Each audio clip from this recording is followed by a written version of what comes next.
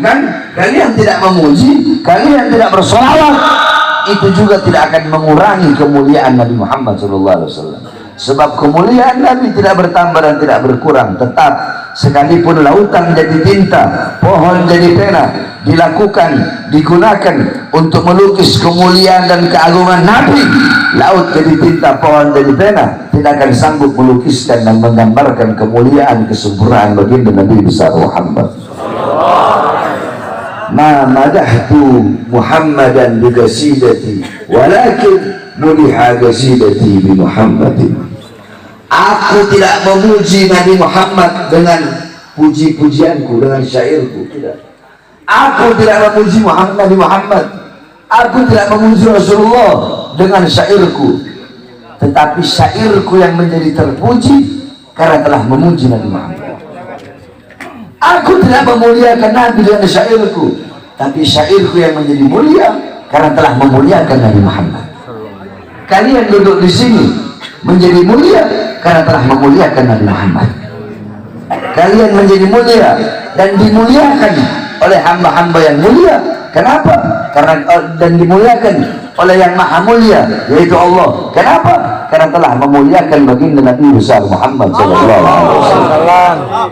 Oleh karenanya, pulang dari majelis, bawa ilmunya Nabi, bawa akhlaknya Nabi, bawa adabnya Nabi, bawa waraknya Nabi, bawa khaufnya Nabi, bawa khasyahnya Nabi, bawa zuhudnya Nabi, bawa qanaahnya Nabi, bawa amar ma'rufnya Nabi, bawa nahi mungkarnya Nabi, bawa jihadnya Nabi, bawa keberaniannya Nabi Muhammad SAW. Bawa itu semua, jadikan beliau sebagai uswahmu, sebagai ketuamu, sebagai teladanmu, sebagai pedomanmu dalam kehidupan sehari-hari.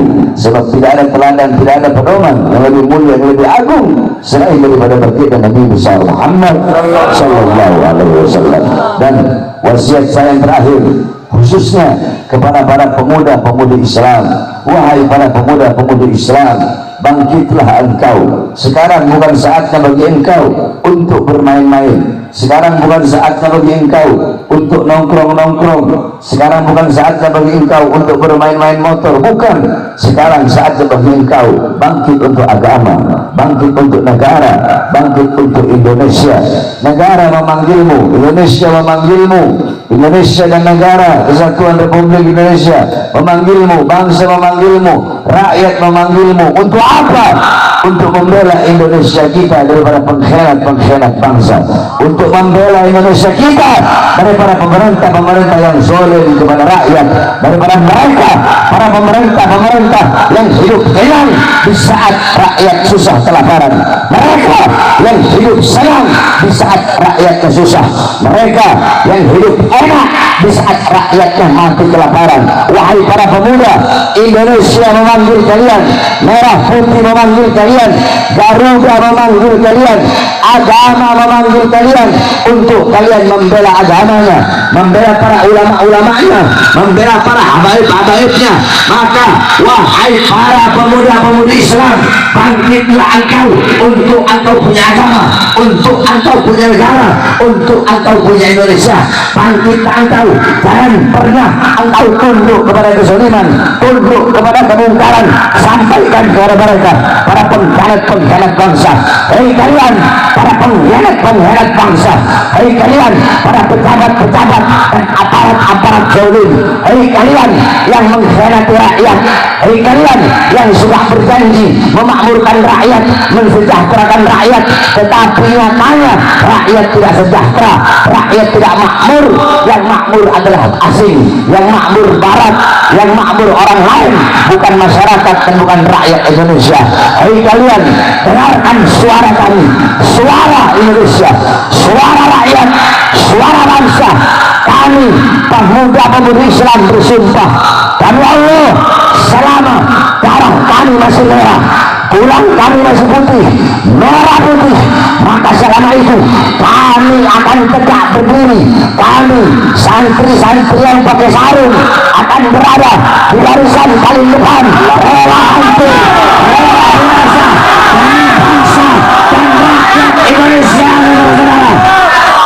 Saya tanya semuanya, siap hancur di Indonesia? Siap binasa di Indonesia? Siap lawan para koruptor?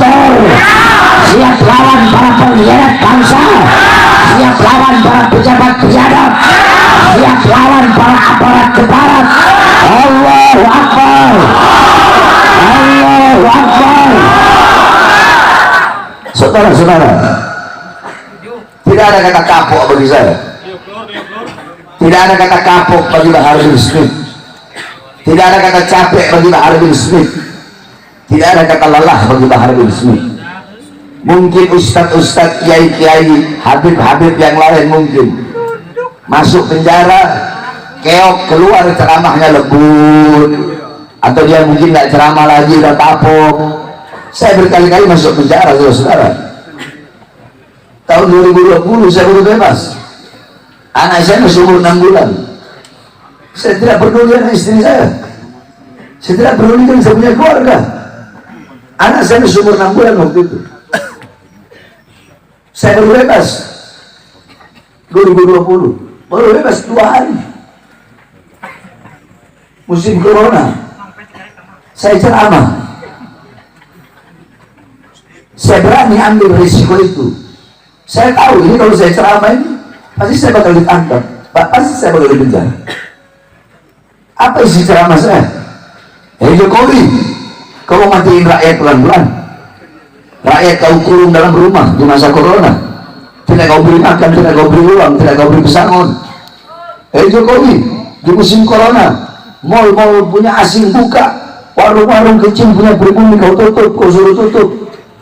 Berapa banyak pengangguran, tetapi tenaga kerja kau kirim dari asing. Saya tanya, siapa dalam ceramah saya yang saya bela?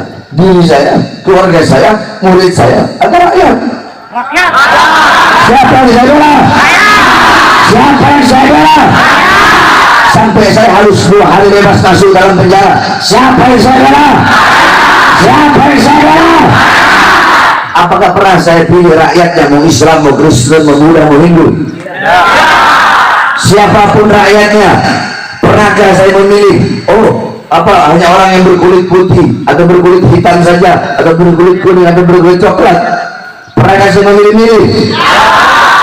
Siapapun rakyatnya, apapun agamanya, apapun sukunya, apapun warna kulitnya, selama rakyat Indonesia masih ditindas, selama rakyat Indonesia masih susah, masih kelaparan, masih menderita, masih banyak yang dibohongi, maka selama itu Bahar bin Smith tidak akan berhenti menyuarakan kebenaran, saudara-saudara. 2 hari saya bebas. Saya ditangkap dan ditahan lagi, dibawa ke Nusa Kambangan. Kedua tangan saya diborgol, perut saya diborgol pakai rantai, kaki saya diborgol pakai rantai, kaki saya dirantai, dari rantai kaki nyambung ke rantai perut, dari rantai perut nyambung borgol yang di tangan. Saya dibikin seperti penjahat besar. Saya tanya, apakah saya mantan narkoba? Apakah saya pembunuh biadab seperti Sambo? Apakah saya pembunuh biadab seperti Sambo? Apakah saya pernah merugikan rakyat? Apakah saya pernah maling uang rakyat? Apakah saya koruptor? Saya diperlakukan seperti itu, saudara-saudara. Tiba-tiba ada satu kiai, bukan kiai, ada satu sipir, dia ini ngaji sama kiai. Karena di sawah di Nusa Kambangan itu Jawa Tengah, dia orang NU. Dia ada cinta sama Habib. Dia bilang, Habib, mohon maaf, saya takut kualat. Cuma bagaimana namanya udah tugas saya. Oh udah nggak apa-apa, silakan borgol. Ya borgol. Perut, kaki. Saya tanya kepada dia, kamu cinta Habib? Cinta. Oh. Kamu tahu Habaib itu siapa? Yang saya tahu Habaib itu cuma dzurriyyahnya Rasul. Kamu sholat? Iya sholat. Waktu kamu sholat, kamu baca sholawat. Baca deh. Sholawat apa? Sholawat Ibrahimiyah. Coba baca. Allahumma sholli ala sayyidina Muhammad wa ala ali sayyidina Muhammad kama shallaita ala sayyidina Ibrahim wa ala ali sayyidina Ibrahim.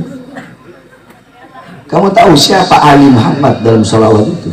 Nggak tahu. Ali Muhammad dalam salawat itu adalah orang yang kau borgol, yang dalam tubuhnya mengalir darah suci Nabi Muhammad yang saat ini berada di depan. Langsung dia nangis, saudara-saudara. Langsung dia pergi. Semenjak itu dia pergi, nggak mau lagi ketemu saya, nggak tega dia ngeliat saya. Itu 2 hari saya baru bebas. Udah 1,5 tahun ditahan. Saya bebas lagi 2021 akhir. Belum nyampe 1 bulan saya ditahan karena ceramah saya di Bandung, karena saya membela 6 nyawa yang hilang, 6 nyawa yang dibantai, 6 laskar. Apakah saya masuk ke urusan saya pribadi?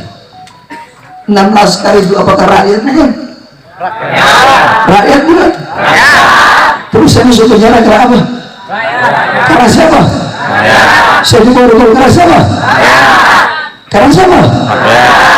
Yang saya bela umat atau bukan? Siapa yang saya bela?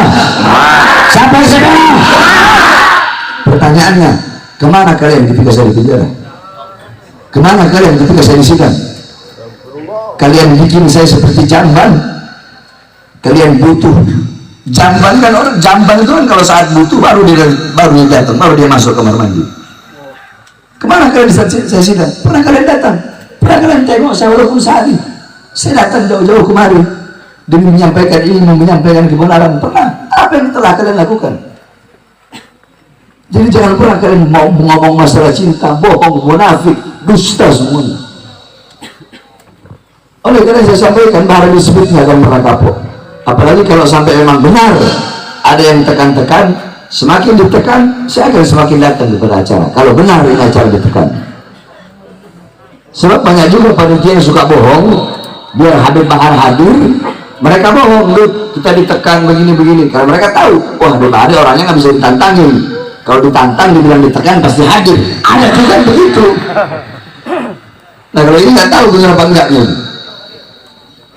Oleh karena saya sampaikan, saya harus tidak pernah kapok. Lau kata tadi irban. Saudara-saudara, suara-suara kebenaran yang saya sampaikan, suara-suara kebenaran yang saya sampaikan akan membuat hidup mereka para pengkhianat bangsa tidak tenang. Suara-suara kebenaran yang saya sampaikan akan membuat tidur mereka tidak nyenyak dan tidak menyenangkan. Suara-suara kebenaran yang saya sampaikan akan membuat mereka mengingat dosa-dosa yang telah mereka lakukan. Saudara-saudara, saya sampaikan kepada mereka, kalian bisa memenjarakan jasad saya, kalian bisa memenjarakan kedua mata saya, tangan saya, bisa memenjarakan kedua mata saya daripada melihat apa yang ada di luar penjara. Kalian bisa memenjarakan tangan saya, memborgol tangan saya, kaki saya, jasad saya bisa kalian penjarakan, raga saya bisa kalian penjarakan, badan saya bisa kalian penjarakan. Tapi demi Allah, suara-suara kebenaran yang selama ini saya gaungkan dan saya sampaikan kepada seluruh rakyat dan umat Islam Indonesia tidak akan pernah bisa kalian padamkan dan kalian penjarakan sampai datangnya akhir zaman, saudara-saudara. Lau kata tani irban, andaikan kepada badan saya, jasad saya dipotong-potong menjadi bagian-bagian, beberapa bagian, dicincang-cincang badan saya, dipotong-potong jasad saya, agar saya berhenti menyuarakan kebenaran, agar saya berhenti menggaungkan kebenaran. Demi Allah, semakin dicincang-cincang badan saya, semakin dipotong-potong badan saya tidak akan semakin berhenti, saya tidak akan bungkam, saya tidak akan diam. Justru semakin dicincang badan saya, semakin dipotong-potong badan saya Bahar bin Smith bersumpah akan semakin menyuarakan dan menggaungkan kebenaran, saudara-saudara. Saya tanya, semua yang hadir di sini siap sampaikan kebenaran? Siap sampaikan kebenaran? Siap bela rakyat? Siap bela bangsa? Bagi kita NKRI harga mati, betul? NKRI